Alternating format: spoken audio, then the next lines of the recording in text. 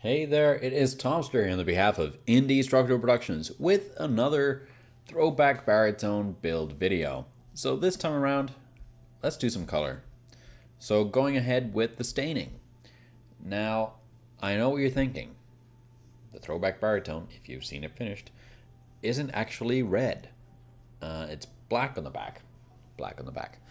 Yeah, there's very good reason as to why I'm doing red instead of just going straight black. And that's mainly because of I want that red to kind of show underneath that black. It gives a tiny bit of a tint to the black when the grain underneath is red. It just makes it look a bit deeper and a bit more colorful than just black and dull. So yeah, this is me just kind of testing it out, to be honest. Now, very important when you're actually staining, move from the middle toward the edges. This way you avoid all possible kinds of drips.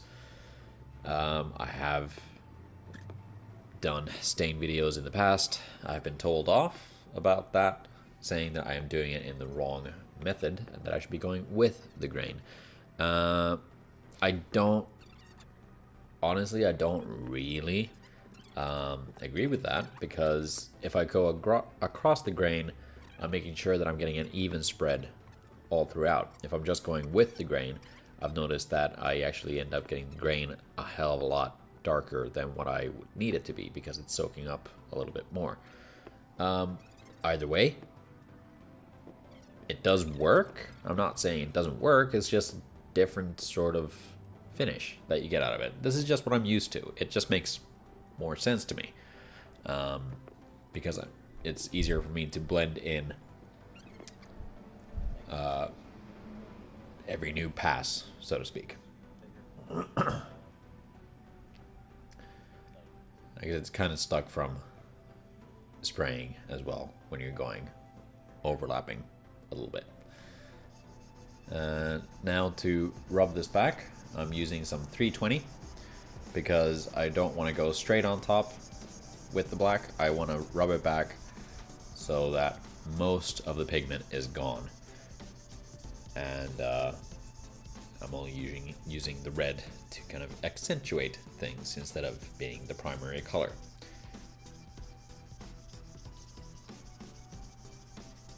And also the sanding process will sand down any raised grain if there would be any. Usually I always wet the grain way before sanding, up until the point where the grain doesn't raise anymore. But, you know, sanding at this point kind of eliminates any small raising grain there would be.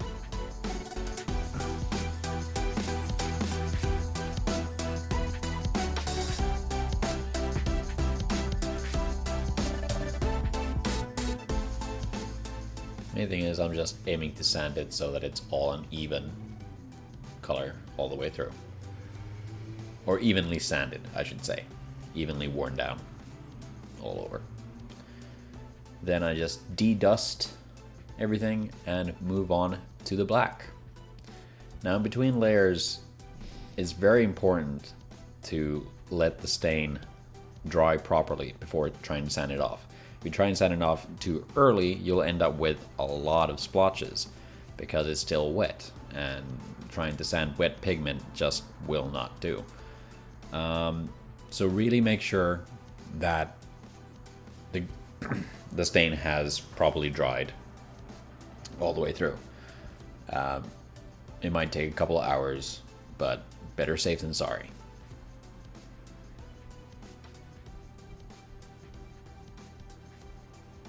Now I'm going to be applying 2 layers of black and then a black stained oil to really bring the color I want into full effect.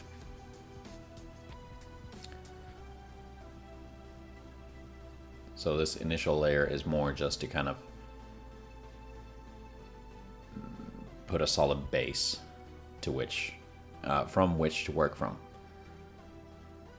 Now with 2 layers of black done, I didn't film, well, I filmed the second one, but it was just me doing the same process all over again, so you're not missing much.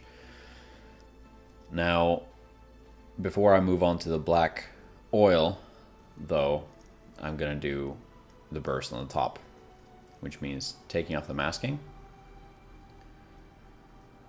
and masking off the sides of the guitar now. So masking everything but the top.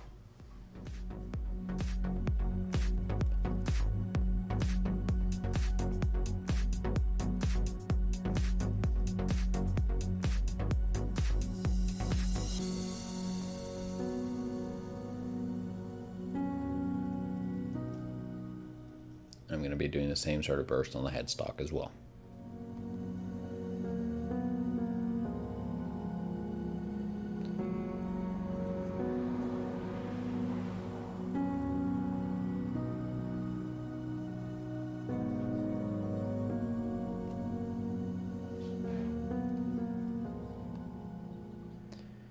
Now I'm going to start off with some cherry red along the sides. And I'm going to work my way to a yellow in the middle. Now, I've never done a burst in this way before, or properly in this way before, so I am experimenting quite a bit. The thing is that these are water-based stains, so they're very easy to blend into themselves and to control with added water as well to get that desired effect.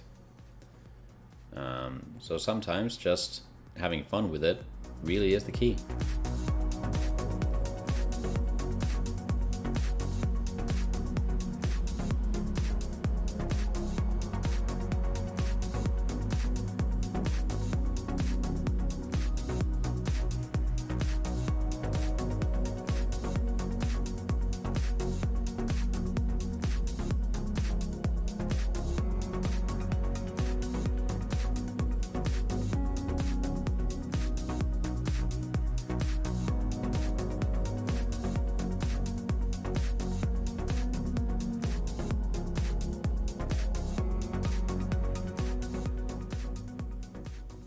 And I'm constantly trying to keep it as wet as possible so that it will blend better. So I'm using some concentrated yellow and a little bit of the cherry red, and then using water added into the mixture to get the color right.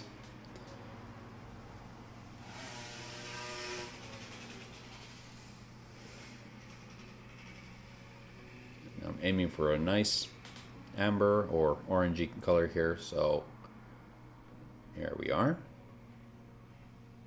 Pretty much exactly what I was hoping for. I'm doing a sort of swirl application here just to kind of try and drag some of that red pigment into it, because I really want to try and blend these two together as much as I possibly can so I don't have any hard lines.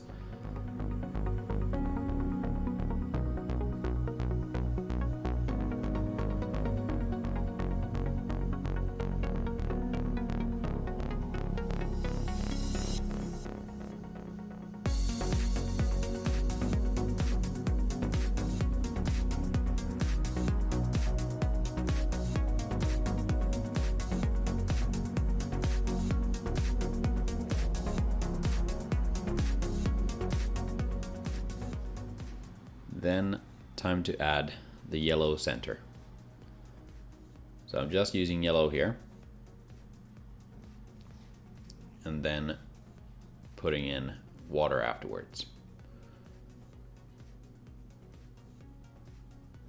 I didn't want it to be all that bright of a red, of a yellow, so I added quite a few drops.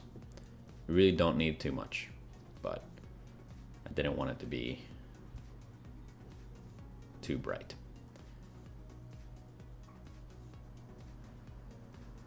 There we are. Once again, heavily applying it with water and really kind of more buffing it in a way, because I'm trying to drag all that previous pigment into it to get it to blend.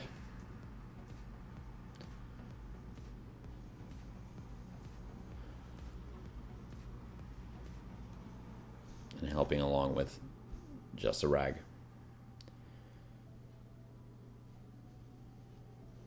Now for the final sort of definition along the edge, I'm just going to add some cherry red to bring a little bit more depth into the very edge of the burst. Now, all things considered,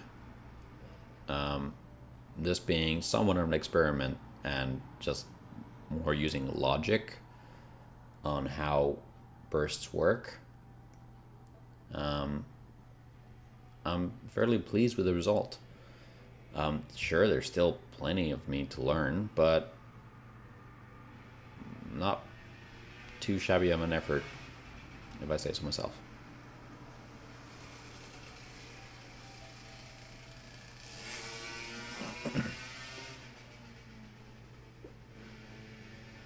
A sort of side note to how this color came to be.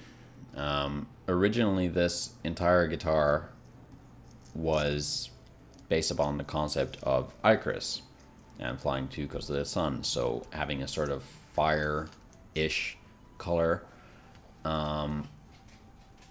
really goes a long way.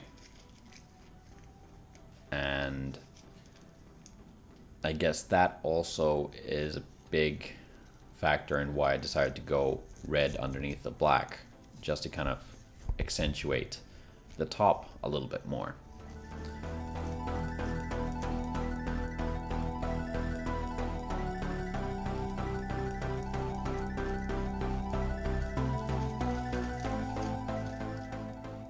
Now this stuff's a lot of fun.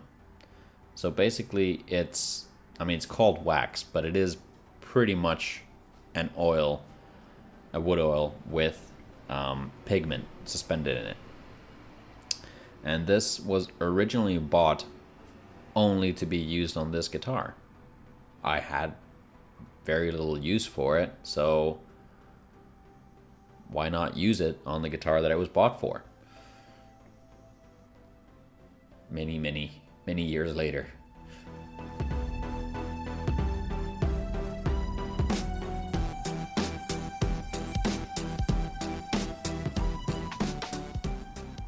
Was it 3 years later? Yeah, it's about 3 years. So the same way that, I'm applying this pretty much in the same way that I would apply any oil. Put on a lot and then rub away and buff out all the excess. And because it's an oil, I can easily then apply my proper finishing oil on top of it. This is just to add a little bit more depth to the black.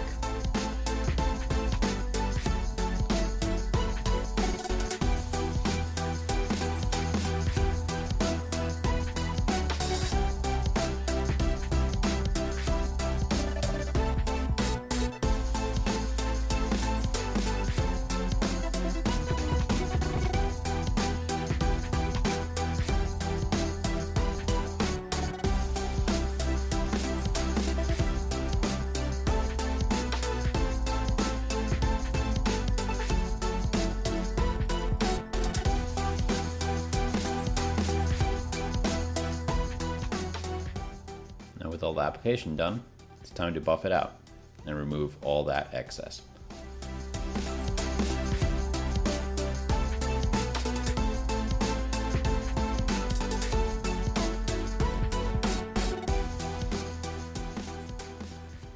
Now this is also where the video is about to reach its end, so I would once again like to thank you very much for watching. Be sure to like, comment, and subscribe down below, and I will see you guys next week with another video, more than likely on this very same guitar. But hey, let me know what you think, and I'll see you guys next week. Bye bye.